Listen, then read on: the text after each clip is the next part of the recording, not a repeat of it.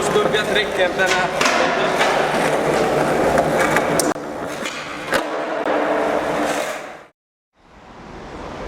Elikkäs reeflippi lähtee eniten takajalasta.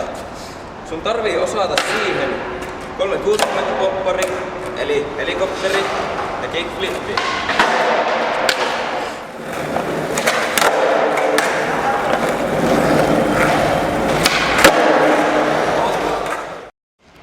No niin, reeflipissä kaikkein tärkein on se takajalka. Se tekee sen työn, se pyöräyttää sen kolmosen. Sitten etujalka on siinä vähän mukana ja se pyöräyttää sen flipiin. Sä lähet suunnilleen tämmöisestä asennosta. Ja sitten sä lähdet vetämään etupainolla tuonne. Sä veet tähän mukaan jossain tässä vaiheessa pikkusen flipiin. Se pyörii,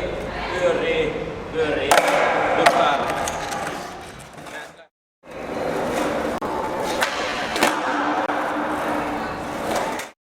Jos oot vielä niin kova äijä, niin vedä se kädet taskussa.